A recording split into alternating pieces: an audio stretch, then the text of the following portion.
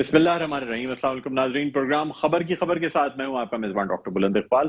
नाज़रीन, मैं यहां पेरिस फ्रांस से बराह रास्त आपकी खिदमत में हाजिर हूं और आज हम सबसे पहले तो बात करना चाहेंगे इमरान खान के हवाले से कि क्या उनका बयानिया तब्दील हो रहा है, क्या यू टर्न के साथ साथ अपना बयान बदल लेना या लचक दिखा देना, ये सियासत भी अब इमरान खान करेंगे क्या? साबिक वज़ीर आज़म और चेयरमैन पाकिस्तान तहरीक इंसाफ इमरान खान के ताल्लुकात अब आलमी ताकतों से बेहतर होते जा रहे हैं? क्या वो अपने मुल्क में भी बैकडोर डिप्लोमेसी के जरिए जो है वो अब मामलात को बेहतर करना चाहते हैं?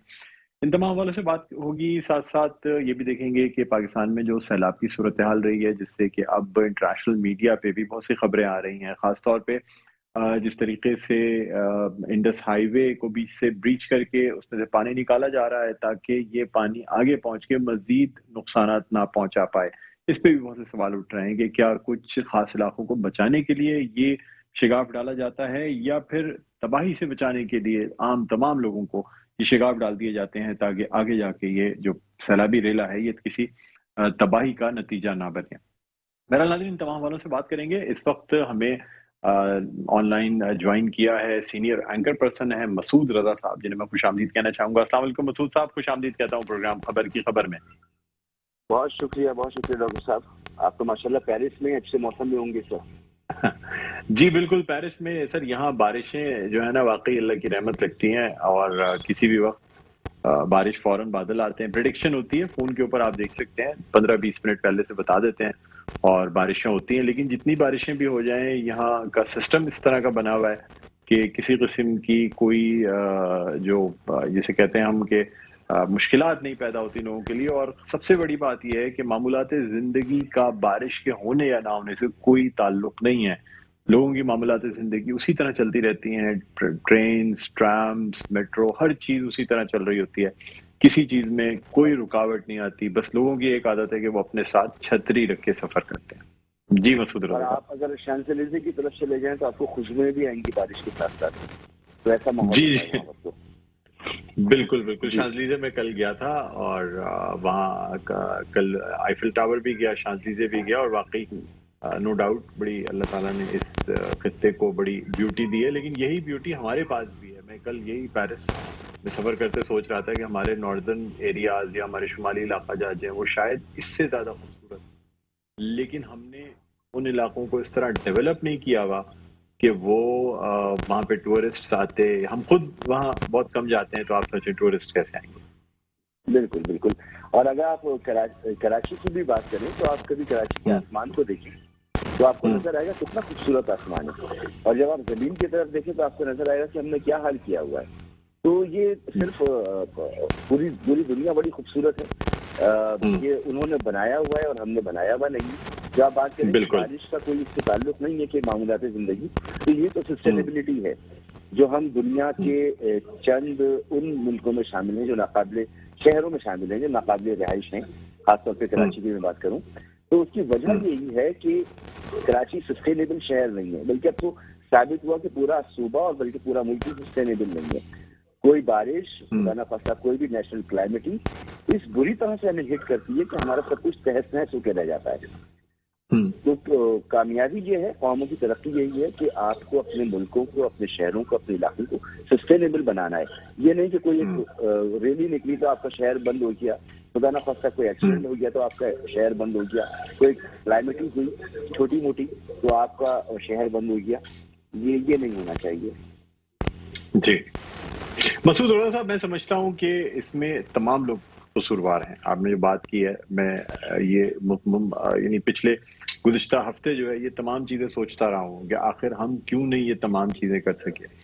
क्या हमारे पास वसाइल की कमी थी? क्या हमारे पास फंड्स नहीं थे? क्या हमारी तवज्जो नहीं थी? तब जो मैंने कुछ तज्जिया किया तो मुझे ऐसा लगा कि जितने लोग भी जो इख्तियार में रहे या हुकूमतों में रहे, मैं सिर्फ कोई सिंध हुकूमत की बात नहीं कर रहा, मैं वफाकी हुकूमत की बात नहीं कर रहा था, इवन मुत्तहिदा कौमी मूवमेंट पाकिस्तान जितने अरसे इख्तिदार में रही, कराची में, हैदराबाद में, मीरपुर खास में, अगर ये भी थोड़ी सी तवज्जो करते और कुछ नहीं तो मतलब थोड़ा सा इसको तरक्की याफ्ता बनाने की कोशिश करते तो आज कराची बहुत बेहतर होता। तो ये है वजह जो मैं समझता हूँ कि कभी किसी ने शायद इसको बेहतर करने की कोशिश ही नहीं की कराची के हवाले से, उसके इंफ्रास्ट्रक्चर को, उसके मास ट्रांजिट को, उसके यानी जो हर शहर का एक मास ट्रांजिट प्रोग्राम होता है जिसके ज़रिए ट्राम्स, ट्रेन्स, मेट्रोज ये सारी चीज़ें चलाई जाती हैं। हमारे यहाँ बसेस चला दी जाती हैं, बहुत अच्छी बात है, चले लोगों को इससे आसानी हो रही है, लेकिन कोई प्लानिंग के साथ किसी किस्म का कोई इंफ्रास्ट्रक्चर नहीं बनाया जाता जो अंग्रेज बना के चले गए। बल्कि मैं समझता हूँ शायद 1947 में कराची की रोडों पे ट्राम चला करती थी और शायद उस वक्त पेरिस और कराची में 19-20 का फर्क हो, लेकिन आज वो फर्क हम कहाँ से कहाँ ले गए। आप कभी जाकर अगर रीगल चौक पर खड़े हों और आप लंदन ब्रिज के आसपास के इलाके को देखें तो आपको लगेगा कि बहुत सिमिलर है ये इलाके। अगर आप इसका नक्शा देखें तो वो बिल्कुल लंदन की जो सड़कें हैं उसी तरह से हमारा रीगल चौक और ये सारा इलाका है, ये भी अंग्रेजों ने बनाया, लंदन उस वक्त आबाद था। तो मैं गुज़िश्ता एक हफ्ते से ये बात सोच रहा हूँ डॉक्टर साहब कि हमारा मसला शायद सबसे बड़ा हमें समझना चाहिए, एक प्रॉब्लम जहाँ दीगर प्रॉब्लम थे वहाँ ये भी है कि हमारे यहाँ शायद डुअल नेशनलिटी नहीं होनी चाहिए, अलाउ नहीं होनी चाहिए।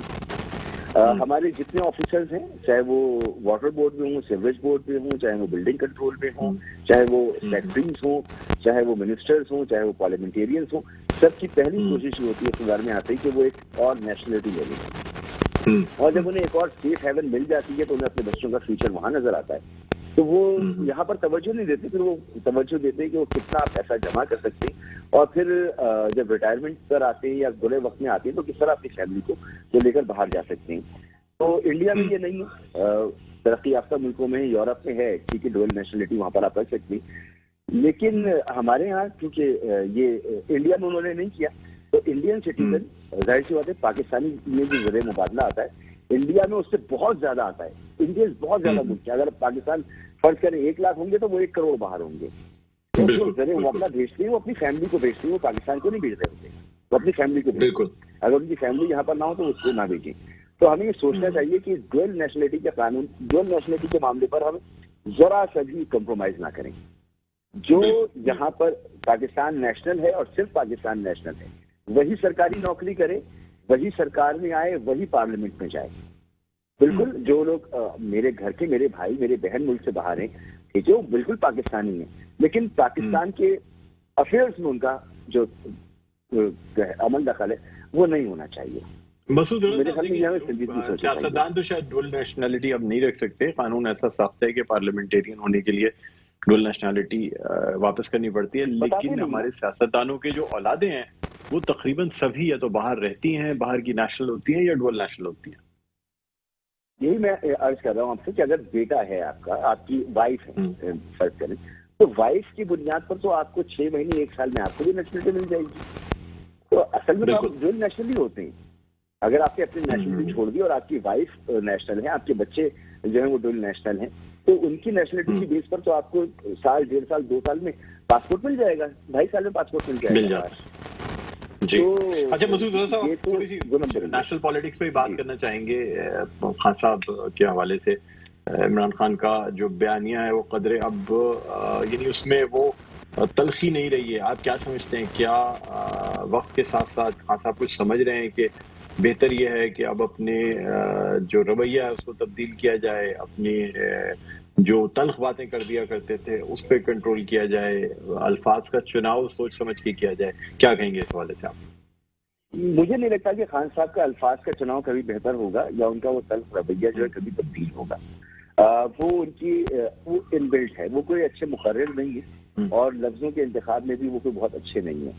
मगर ये जो अभी हालिया इंटरव्यू जिसके बाद ये बात हो रही है कि उनका रवैया तब्दील हुआ है, मैं इस पूरे प्रोसेस का हिस्सा रहा हूँ कि जब इंटरव्यू कंडक्ट हो रहा था उससे पहले की तैयारी, उसके बाद की चीजें, फिर हमने इसको बड़ा एनालाइज किया है। तो मैंने बहुत करीब से देखा, मुझे कोई बात भी ऐसी नहीं लगी जो इमरान खान ने पहले ना कही हो और आप कही हो। सिर्फ ये है कि हमने इस इंटरव्यू में वो चीजें वाज़ेह तौर पर निकल के साथ, मिसाल के तौर पर अमेरिका के साथ इमरान खान ने हमेशा कहा कि अमेरिका से हमें डिक्टेशन नहीं लेनी चाहिए, हमें उनसे ताल्लुकात जरूर रखने चाहिए। कभी इमरान खान ने नहीं कहा कि अमेरिका से ताल्लुकात नहीं होने चाहिए, हमें उनके सिफारतकारों से नहीं मिलना चाहिए, कभी नहीं कहा। हाँ, ये जरूर कहा कि डिक्टेशन नहीं लेंगे। अच्छा, इसी तरह से आप देखें कि जो बातचीत का मामला है, यही कहा ना कि गवर्नमेंट से बातचीत हो सकती है, अगर वो इलेक्शन अनाउंस करें तो तमाम मामला से बात हो सकती है। یہ بات تو میں نے پہلے سے میں سن رہا ہوں ان کے لیڈرز کے منہ سے، عمران خان کے منہ سے. اس وقت جس طریقے سے سیلاب اور تمام چیزیں ہیں، آپ سمجھتے ہیں کہ ملک اس وقت جو ہے 6 مہینے یا 8 یا 9 مہینے تک الیکشن کا متحمل ہو سکے گا، خاص طور پہ صوبہ سندھ، صوبہ پنجاب کے وہ علاقے اور کے پی کے علاقے؟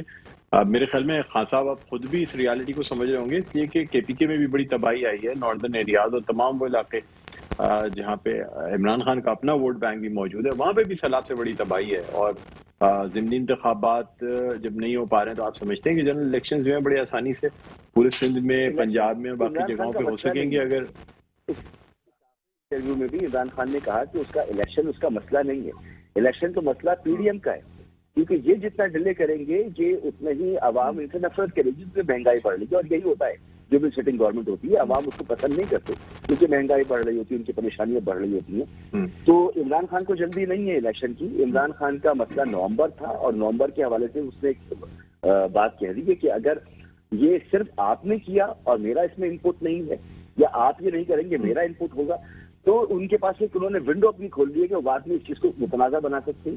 اگر اگلے الیکشن میں ان کے خلاف کچھ ہوتا ہے، اگر ان کو نااہل کیا جاتا ہے، سیاست سے نکالا جاتا ہے، تو انہوں نے ایک پیش بندی کر لی ہے. مجھے تو یہ نظر آتا ہے، ورنہ الیکشن ان کا مسئلہ نہیں ہے. وہ ابھی اس انٹرویو میں بھی انہوں نے کہا کہ الیکشن تو جتنی دیر ہو. ہاں ایک بات وہ ضرور کہہ رہے ہیں، اور یہ بھی مجھے لگتا ہے کہ اپنی فیوچر پالیٹکس سامنے رکھتے ہوئے کہہ رہے ہیں کہ جتنی دیر یہ حکومت رہے گی معیشت خراب ہوتی چلی جائے گی. فرض کریں کہ اگلے الیکشن میں عمران خان صاحب کو پھر حکومت ملتی ہے تو ان کے پاس یہ جواز موجود ہوگا کہ میں تو کہہ رہا تھا پہلے الیکشن کراؤ. انہوں نے پہلے الیکشن نہیں کرا، انہوں نے معیشت کو نہیں سنبھالا، ملک میں سیاسی استحکام نہیں تھا، لہٰذا معیشت تباہ ہوتی چلی گئی ہے. اب اسے صحیح کرنے میں مجھے بڑا وقت لگے گا، تو مجھ سے امیدیں مت رکھو. تو خان صاحب نے جو پیش بندی کر لی وہ زیادہ بہتر پوزیشن میں مجھے نظر آ رہی ہے. ٹھیک. اچھا، کیا سمجھتے ہیں سر، ویسے لگ تو رہا ہے کہ حکومت اپنی مدت پوری کر دے گی، اب چاہے معیشت کے حوالے سے کچھ بھی ہو، لیکن ویسے تو انٹرنیشنل میڈیا پہ اور کچھ جگہوں پہ پاکستان کے حوالے سے، خاص طور پہ ڈیفالٹ کے حوالے سے بڑی باتیں کی جا رہی ہیں کہ پاکستان پہ شاید میکرو سینکشنز جو ہیں وہ لگائی جائیں پاکستان کو ڈیفالٹ سے بچانے کے لیے. کیا کہیں گے آپ اس تناظر میں، کیا کہیں گے؟ جی مجھے تو یہ لگتا ہے کہ یہ اس حکومت کو اپنی مدت پوری کرنی ہی پڑے گی. نہ عمران خان صاحب کو پریشر ڈالنے کے بوڑھے نظر آتی، اور اگر عمران خان نے پریشر ڈالا تو یہ حکومت ٹکنے والی ہے. تو اس وقت ٹیم عمران خان کے ہاتھ میں ہے.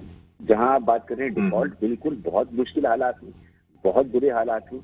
ذرا سیدھا ہی سیاسی عدم استحکام جو ہے وہ ہماری زندگیوں کو تہس نہس کر سکتا ہے. سری لنکا والی صورتحال ہو سکتی ہے، اور اس پر جتنی بھی سختی آئے ہمیں صبر کرنا چاہیے اور کوشش کرنی چاہیے کہ سیاسی عدم استحکام کی بجائے وہ گفتگو کریں جس میں کوئی تفاہم و تفہیم ہو، ٹمپریچر کو ٹھنڈا کریں، کم کریں، اپنی زندگیوں میں بھی، اپنے آس پاس بھی، اور لوگوں کو یہ سمجھائیں کہ اس وقت کوئی بھی حکومت ہو، جو بھی فیصلہ لیا جائے گا وہ ہماری بقا کے لیے ہوگا، باقی لڑائیاں بعد میں لڑیں گے. ابھی جو نظام چل رہا ہے صاحب مجھے بتائیے گا سر کہ کیا آپ نہیں سمجھتے خان صاحب یہ بھی سمجھ رہے ہیں کہ اگر انہوں نے حکومت پہ پریشر ڈالا تو خان صاحب کے گرد بھی گھیرا تنگ ہوتا جائے گا؟ ایک طرف کیسز ہیں، دوسری طرف فارن فنڈنگ کیس ہے، ان کی تقریر کے حوالے سے چیزیں ہیں، یعنی کچھ ایسی چیزیں آلریڈی اب اس نہج پہ ہیں کہ خان صاحب جو ہے وہ کسی بھی وقت کسی اور طرف جا سکتے ہیں. تو آپ نہیں سمجھتے کہ اس وجہ سے خان صاحب خود بھی پریشر نہیں ڈالنا چاہ رہے، اس وقت پہلے چیزوں کو بہتر کرنا چاہ رہے ہیں؟ نہیں، مجھے ایسا نہیں لگتا. اس لیے نہیں لگتا کہ اس وقت کوئی بھی اگر یہ بیوقوفی کرے گا تو جو ریئیکشن آئے گا وہ ریئیکشن ہماری اکانومی کو مزید تباہ و برباد کر دے گا. اور جو عمران خان کے اوپر کیسز ہیں، آپ دیکھیں دہشت گردی کا کیس ایک تقریر پر 780 جس پہ لگی ہوئی ہے، یہ کیس کوئی بھی شخص جس کو ذرا سے بھی سمجھے وہ کہے گا یار کیا بکواس ہے، یہ ایسا نہیں ہوتا. اچھا، جہاں تک یہ فارن فنڈنگ والا ہے کہ ممنوعہ فنڈنگ ہے، میکسیمم کیا ہوگا اس کے اندر؟ وہ کہیں گے یہ ممنوعہ فنڈنگ کی باقی سرکار ضبط کی جاتی ہے، کوئی سزا تو اس پہ ہونی نہیں ہے.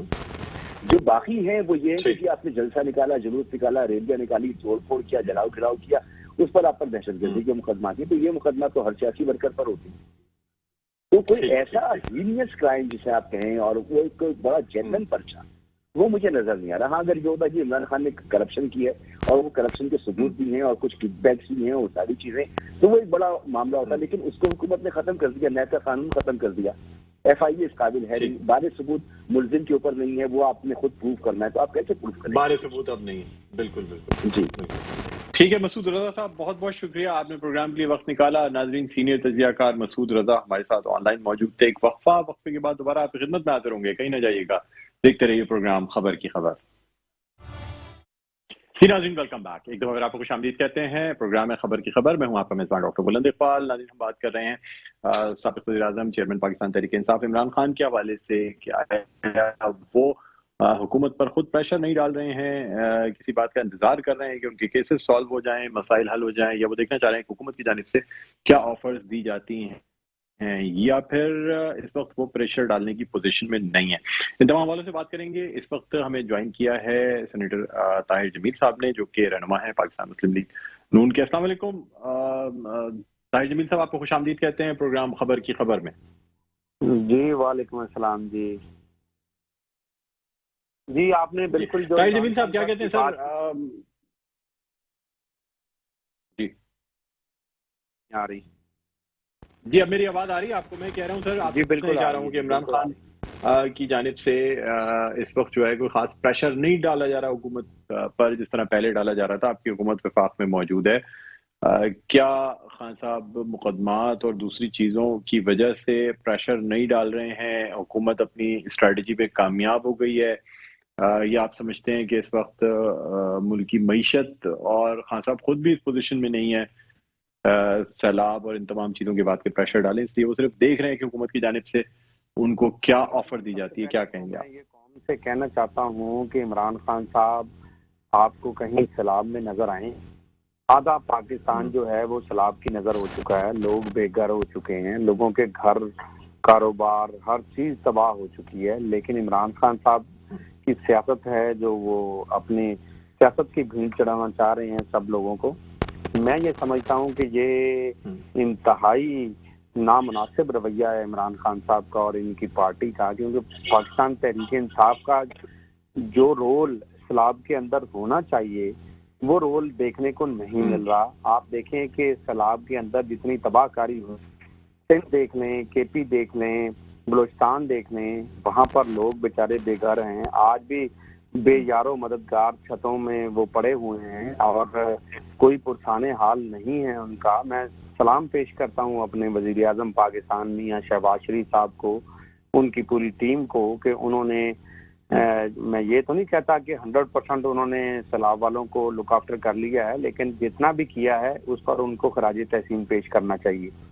यही काम इमरान खान साहब को भी करना चाहिए था। सियासत तो होती रहेगी, लेकिन जो लोग घर से बेघर हो गए, जिनके कारोबार तबाह हो गए, जिनकी जिंदगियां जो हैं वो उजड़ गईं, हजारों लोग जो हैं वो मौत के मुंह में चले गए। आप देखें कि ये रवैया जो है पाकिस्तान तहरीक इंसाफ का, ये सारी उम्र लोग याद रखेंगे।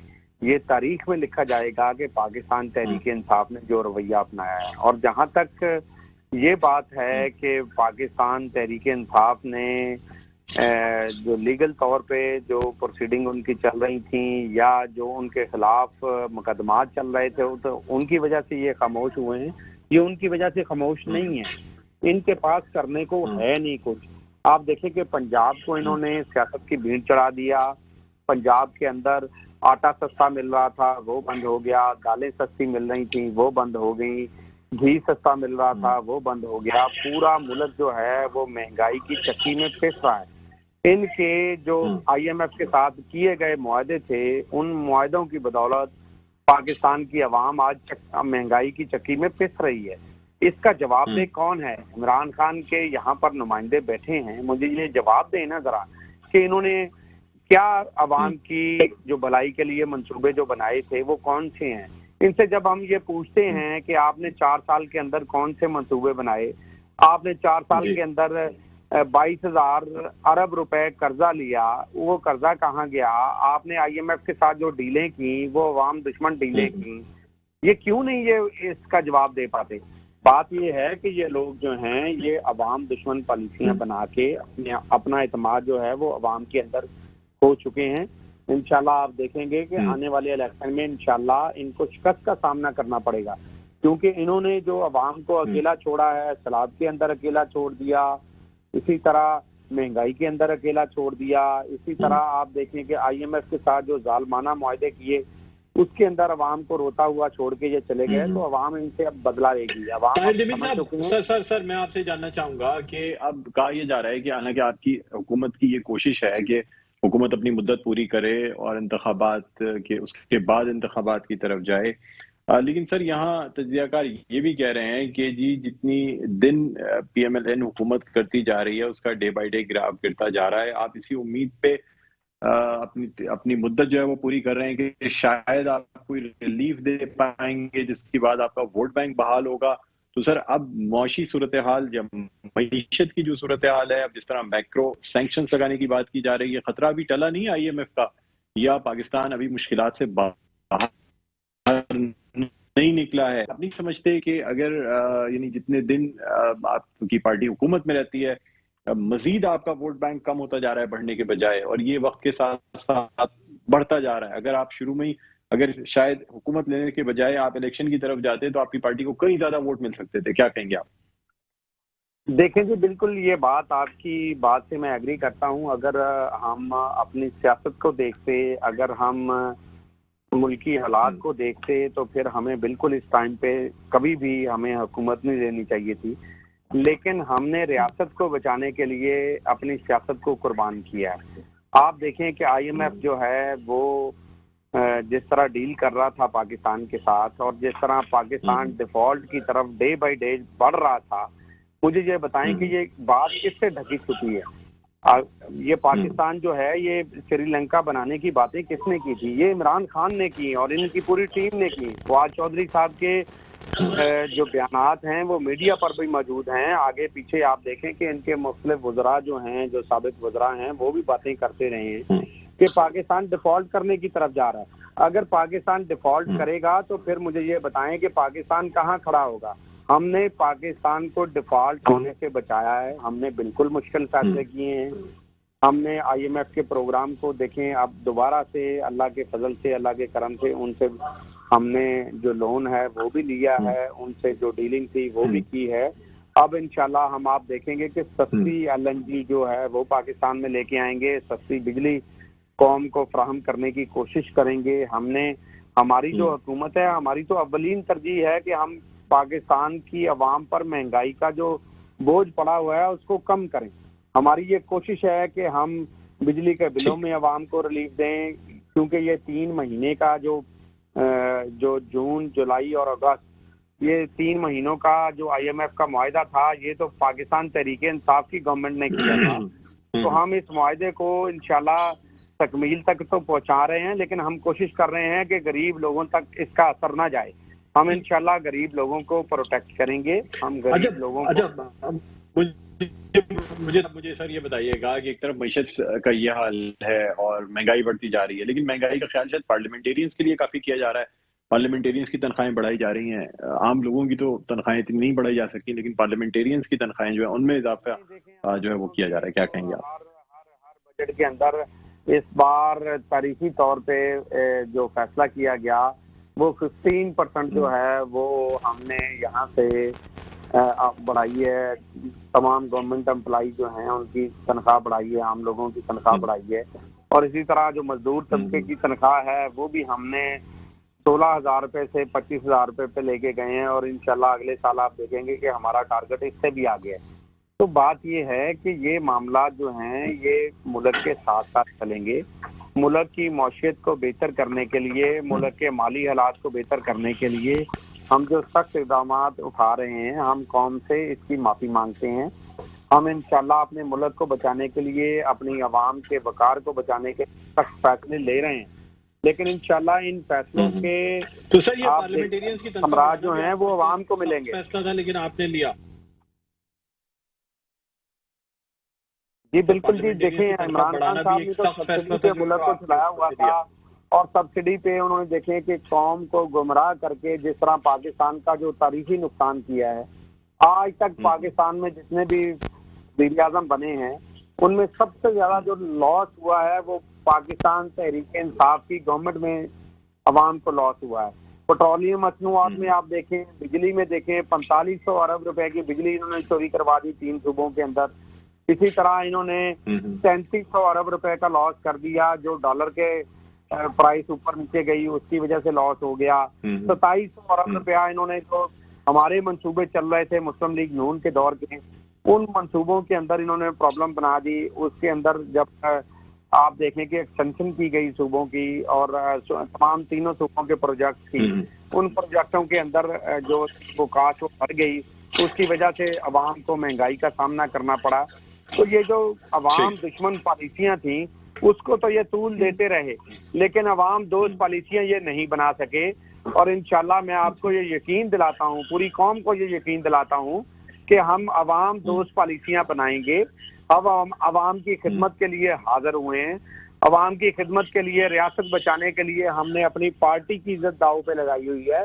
हम इंशाल्लाह अपने पाकिस्तान में बसने वाले एक एक बंदे को ये यकीन दिलाते हैं कि हम महंगाई का भी खात्मा करेंगे, हम पेट्रोलियम मसनूआत की कीमतों को भी नीचे लेके आएंगे और हम पाकिस्तान की इज्जत और वकार में भी इंशाल्लाह इजाफा करेंगे। ठीक है ताहिर साहब, बहुत बहुत शुक्रिया सर, प्रोग्राम के वक्त निकाला आपने। नाज़रीन, ताहिर जी में हमारे साथ मौजूद थे, रहनुमा मुस्लिम लीग नून, और इनका कहना यह था कि वक्त के साथ साथ मईशत को भी बेहतर करेंगे, चीज़ें भी सस्ती करेंगे, लोगों को रोजगार भी मुहैया करेंगे और उनकी मुश्किलात में कमी भी करेंगे। बहरहाल नाज़रीन, एक वक्फे के बाद दोबारा आपकी खिदमत में हाजिर होते हैं। कहीं ना जाइएगा, देखते रहिए हमारे प्रोग्राम खबर की खबर। जी नाज़रीन, वेलकम बैक। एक बार आपको खुशामदीद कहते हैं प्रोग्राम में खबर की खबर। मैं हूं आपका मेज़बान डॉक्टर बुलंद इकबाल। नाज़रीन, आज के प्रोग्राम में हमने बात की खास तौर पे इमरान खान के इस वक्त के बयानी के हवाले से कि वो किस तरह से अल्फाज का चुनाव करते हैं, या ये कि क्या वो जो केसेस उनके खिलाफ बने हैं या जिस तरीके से जो बातें की जा रही हैं इलेक्शन कमीशन के हवाले से, बाकी चीज़ों के हवाले से, फॉरेन फंडिंग केस के हवाले से, क्या उससे उन्होंने कुछ अपना रवैया बदला है, या फिर अब वक्त की ज़रूरत यही है कि हुकूमत को मज़ीद टाइम दे दिया जाए ताकि जितने दिन ये हुकूमत अपनी जो हुकूमत है उसको बरकरार रखती है, उतने दिन मज़ीद उसका ग्राफ जो है वो गिरता जा रहा है। कि इस वक्त मुल्क शदीद मुआशी बहरान का भी शिकार है। नाज़रीन, एक तरफ तो मुआशी बहरान, दूसरी जानिब सैलाब की तबाहकारियाँ भी हैं, हुकूमत की जानिब से इक़दाम तो किए जा रहे हैं, लेकिन अब इंटरनेशनल मीडिया पे भी बहुत बातें की जा रही हैं सैलाब के हवाले से। खासतौर पे अक़वाम मुत्तहिदा के सेक्रेटरी जनरल के दौरे के बाद इस बात का अंदाजा किया जा रहा है सैटेलाइट कैमरे से कि तकरीबन एक बहुत बड़ा हिस्सा पाकिस्तान का इस वक्त ज़ेर-ए-आब आया हुआ है, और इस जो ज़ेर-ए-आब आया हुआ हिस्सा, इसमें किसी किस्म की बेहतरी फिलहाल अभी नहीं नजर आ रही है। एक तरफ तो लोगों में जो सैलाब ज़दगान हैं, जो सैलाब के मुतासरीन हैं, उनमें मुख्तलिफ किस्म की बीमारियां फैल रही हैं। हुकूमत की इस वक्त अव्वलीन तरजीह उन लोगों में बीमारियां फैलने से रोकना है, जिसमें इसहाल है, अक्यूट वाटरी डायरिया है, इसके अलावा मुख्तलिफ डेंगी और दूसरी बीमारियां, वायरल बीमारियां हैं, साथ साथ बुखार और दूसरी चीज़ें जो कि सैलाब मुतासरीन में पाई जा रही हैं। इसके अलावा जल्दी अमराज भी पैदा हो रहे हैं, इसलिए कि जिन इलाकों में जहाँ पानी खड़ा है, लोग अपनी इमलाक को बचाने के लिए या अपने घरों को दोबारा आबाद करने के लिए दोबारा से उन इलाकों में जा रहे हैं, जिसकी वजह से इन लोगों में ये बीमारियां फैल रही हैं। तो हुकूमत के लिए इस वक्त बहुत बड़ा चैलेंज जो है वो इन लोगों में या सैलाब ज़दगान में, सैलाब मुतासरीन में बीमारियों की रोकथाम है और उनका इलाज है, जिसके हवाले से न सिर्फ सिंध हुकूमत बल्कि वफाकी हुकूमत की जानिब से मुख्तलिफ कमेटियाँ भी बनाई गई हैं, निगरानी भी की जा रही है और अद्वियात और तिब्बी सहूलियात भी फराहम करने की कोशिश की जा रही है। नाज़रीन, देखना ये होगा कि इस वक्त मुआशी सूरत हाल और जो मुआशी मसाइल हैं उनके साथ साथ सैलाब ज़दगान को किस तरीके से बात किया जाता है, किस तरीके से मौजूदा हुकूमत जो है वो अपने मसाइल के साथ साथ मुख्तलिफ चीज़ों से निकलने में कामयाब होती है। पर नाज़रीन, प्रोग्राम का वक्त अपने ख़िताम पर पहुंचता है। मुझे डॉक्टर बुलंद इकबाल को यहाँ पेरिस फ्रांस से इजाज़त दीजिए। अपना बहुत ख्याल रखिएगा। अल्लाह हाफ़िज़।